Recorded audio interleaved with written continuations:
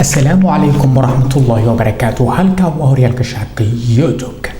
أنا وعبد القادر حسن طولي isku soo noqdo wanaagsan. maanta waxaan ka hadli doonaa waxyaabo ay muhiim tahay haddii aad qurbaha joogtid ama aad hadda kadib doonaysid inaad qurbaha timaadid ay muhiim tahay inaad ka taxadartid. runtii boontigan aan ka hadli doono aad ayuu muhiim u yahay. dee inta qurbaha joogtana badanaa way la kulantaa wayna aragtaa, laakiin dadka doonaya inay qurbaha yimaadaan ayaan u sheegayaa oo aan doonayaa inaan bal wax yar aan ka iraahdo. haddii uu muuqaalkan ku soo gaaro waxaan kaa codsanayaa waxay tahay bal inaad dhageysatid oo si fiican u dhuuxdid wixii maanta ka bilowda. haddii aad qurbaha joogtidna aad arrinkaas ka fogaatid, haddii aad waddanka joogtidna ay ku noqoto cashir, oo haddii aad qurbaha timaadid aadan arrinkaas u dhowaan.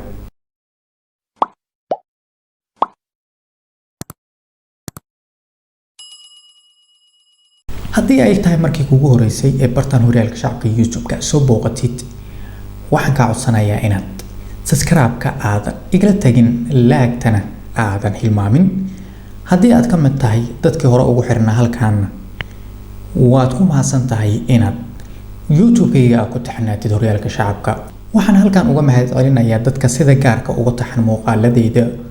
oo mar walbana i dhiirigeliya, isla markaana commentiga iyo laagta ii reeba mar walba. thank you, waa mahadsantihiin. runtii la-aantiin abaaruwa. waxaan sii gudagalayaa muuqaalkayga. maanta muuqaalkayga waxaan uga hadli doonaa hal arrin oo badanaa dhacda, dadka qurbahana ay la kulmaan ama ayagu ay sameeyaan, laakiin ay muhiim tahay arrinkaas bataatanba wixii maanta ka dambaysa. haddii aad hore u samaysay oo aad qurbaha joogtidna wayba kaa tagta, laakiin wixii hadda ka bilowda aadan arrinkaas u dhowaanin. haddii aad doonaysid oo waddankii aad joogtid oo qurbaha aad imaanaysidna, qurbaha hal meel kama hadlaya ee dhammaan waxaan ka hadlayaa waddankii hooyo mar haddaad kasoo tagtid bal arrinkaas aada u dhowaan. sida dhacda, qofka markii uu qurbaha soo galo waxa uu la macaamilayaa dadyow kala duwan oo waddankaas uu tagay jooga. waxaa laga yaabaa qofkaas inuu markaasi shaqo bilaabo. shaqada markuu tagana waxaa laga yaabaa in dad kala duwan oo markaas wadamo kala duwan ka yimid uu la shaqeeyo. marka waxaa dhacda badanaa in la iswareysto oo la yiraahdo adigu halkee ka timid, bal waddankaaga nooga waran xaaladiisa, sidee waaye, sideeba dadkaaga u dhaqmaan, sababta waddankaaga kaaga keento maxaa waaye, waxyaabaha noocaas. dadkaaga ma dad fiican ba, ma waa dad noocee ah, maxaa wanaagsan oo waddankaaga yaala oo badanaa laga helaa. haddii lacala aan dalxiis u tagnoo kale maxaa muhiim ah oo meelo noocee ayay leedahay oo dalxiiska loo tago. su-aalo kala duwan oo markaasi ku saabsan waddankaaga waa muhiimadu. su-aalo kala duwan oo ku saabsan waddankaaga, sababtoo ah dadka markay hal meel ka wada shaqeeyaan way is wareysanayaan mar walba. sababtoo ah dadku waa dad wada shaqeeya, waa dad wada nool, waa dad maalintii laga yaabay xilliga 5 saacadood 4 saacadood ama 6 saac oo kale ay hal meel ku qaataan. marka waa dareemaysaa waa qof noloshaada maalinlaha ah maalintii qayb ka mid ah aad wada qaadateen. marka qofka waad isdhexgelaysiin, waad isbaranaysiin. marka mar walba waxaa laga sheekeynayaa marmarba sida loo joogo mowduuc ayaa lasoo qabanaya, mowduuc baa laga hadlaya. maalin maalmaha ka mid oo kale waxaa la iska wareysanaya oo kale, cunto la cunayo kale baa laga warramaya, leeyahay waddankaaga ka waran, cuntada noocan ma taalaa, cunto noocee aad karsatiin. marmarka qaar oo kale waxaa laga hadlaya oo kale waxa la leeyahay dadkoo kale baa laga sheekeynayaa. marmarka qaar waa laga yaabaa siyaasadoo kale in lagu tuuro oo laga warramo oo kale, waxyaabaha noocaas. marka bataatanba waxyaabaha waddankaaga ku saabsan markii uu qof ajaanib ah ku weydiiyo, ha sheegin oo ha ka warbixin waxyaabaha negative-ka ah ee waddankaaga ka jira ama waxyaabaha aanan wanaagsanayn ee xunxun ee badanaa waddanka ka dhaca. sababtuna waxay tahay ayaan kuu sheegi. haddii aad maantay dad kula shaqeeya aad dhahdidoo kale, tusaale kale, waddankayga waa waddan dagaalo ka socdaan, waa waddan dhibaatadii ka badatay, dadkeena waa dad isku diin ah, isku dhaqan ah, haddana way isdagaalayaan. markaad dhahdid mar walba dadkaad la joogtid markii sheekaba la isku keeno oo ay arrinkaas timaado kala dadka iyo qaabka u nool yihiin oo kale waxa leeyahay hebel ama heblaayo wadankooda dadkooda waa dad sidaas ah waa dad isku diina waa dad isku afka haddana way isdagaalayaan maxay tahay sababta isku dagaalayaan marka waxaas way soo noqonaysaa waa lagu weydiinayaa marmarka qaar wax walba oo aad markaasi aad hadal ah oo kaa tagay oo kale dadkan maskaxda ku haystaan weyne ogyihiin hadalkaas marmarka qaar oo kale maanta oo kale haddaad dhahdid waxyaabo aad ka sheekayso oo kale wadankaaga ku saabsan oo kale aad si negative aad uga sheekayso berita aad positive aad uga sheekayso waxa lagu leeyahay shalay soo saas maada oran marka muhiimadu waxay tahay dadka kula shaqeeya ama dadka kale ee magaalada jooga ama dadka aad la kulmayso xafiisyada jooga horta sida caadiga ah ee dhacda badanaa waa sida caadiga dhacda dadka markii sharciyada ay raasanayaan oo interviewga ay marayaan ay badanaa waxay ka sheekeeyaan oo kale siyaasado kale wadanka inay uga soo tageen adi xaalado kala duwan bay ka waramaan oo ay dhahan sababtaas ayaa wadankan uga soo tagnay waa nala diri rabay isaan baa la sameyn rabay kada adi sheeko noocaas marka sheekadaas marka ha ku ekaato maxkamadda ama lawyerkaaga maxkamadda aad markaa sharciga weydiisanaysid oo markaa xaaladahaas laga wareysanayo kale iyo lawyerkaaga oo laga yaabo markii ama sharci lagu diido kale waxyaaba noocaas oo kale uu ku weydiiyo kale ha ku ekaato lawyerkaaga iyo maxkamadda fadlan arrinkaas ha la imaan intaas wax ka baxsan ha u sheegin sababtoo ah dadkan markaa dhahday maanta aniga wadankayga waa sidaan waa xataa kuma caawin karaan ayagoo caawinaa dadka ma caawiyaan waa dad caadi ah kula kulmay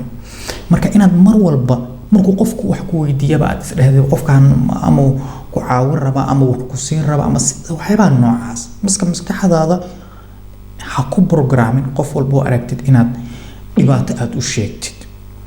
mar walba wax walba meeshii loogu talagalay uga hadal bes wixii ka baxsan bataatanba ha uga hadlin dadka aad wada shaqaysiin oo kale mar walba wadankaaga u ammaan noloshaada u sheeg runtii way yar tahay markaad fiirisid dad ajaanib ah oo wadamadooda inay xun yihiin ka warbixiyay waxaana dadkaas u badan dadka ka yimaada wadamada colaada ay ka jirto zaa'idka ah kow Soomaaliya ayaa ugu horeysa oo dadka Soomaaliya ka yimaada badankood waa dad wada negative ah badanaa dadka kale markay wadankooda iyo nolosha wadankooda uga waramayaan lagama yaabo inuu qofku 7 shay markuu qofkaas u sheego inuu 7daas shay uu positive ka dhigo ama 6 shay markuu u sheego uu 5 kamida uu positive ka dhigo positive markaan leeyahay macnaha wax wanaagsan uu ka dhigo marka waxa laga yaabaa 5 waxyaabood markuu uga waramo kale inuu 5 waxyaabood dhaha wadankeena waa saan waa kada waa waxyaabo noocaas marka fadlan waxaan ka codsanayaa waxay tahay haddii aad doonayso hadda kadib qurbaha inaad timaadid arrinkaas inaad ka taxadartid oo qof walba oo aad aragtid aadan u sheegin xumaantaada mid kale oo jirta waxay tahay oo aan idinka hilmaamo muuqaalka inaan marka horeba ku dara aan rabay wax walba oo xun oo aad wadankaaga ka sheegtid ama dadkaaga aad ka sheegtid adigu waxaad tarjumaysaa Soomaali dad la yiraahdo ayaa tarjumaysaa dadka shacabka ee Soomaaliyeed iyo wadankaba miisaal baad u tahay tusaale kale meel aad ka shaqeynaysaa waxa laga yaabaa 7 qof oo 7 wadan inay ka wada shaqeynayaan 7daas qof ee 7daas wadanka kala yimid waa la is wareysanayaa haddaad wadankaagii ama dadkaaga waxun aad ka sheegtid waxa la leeyahay marmarka qaar sida loo joogo waxa la leeyahay hebel waa saas wadankiisa waa saas maanta adiga qurbaha jooga qalad baad samaysay sida dhacdo kale way dhacdaa badan ajaanibta ay u yimaadeen oo kale ay ku sameeyaan Soomaali baa sameeyaa la leeyahay lama oranayo hebel ayaa sameeyay ama heblaay ayaa sameysay bataatama lama oranayo waxaana dhacay haye lama dhahay Abduqaadir aa sameeyay waxa la oranayaa qof Soomaali baa sameeyay meel walba oo tagtina saasuwa haddii marka wax wanaagsan aad samaysid waxa la leeyahay qof Soomaali ah ayaa sidaas sameeyay qof Soomaali ah ayaa waxaan wanaag sameeyay qof Soomaali ah ayaa sidaan jiri ayaa la leeyahay sidaas oo kale waxyaabaha xun waa sidaas oo kale war Soomaaliyo hadaad qurbaha timaadid waliga dadka ajaanibta ee aad la kulmaysid wax negative ah wadankaaga uga sheegin waddankeena colaado iyo waxyaabo badan way ka jiraan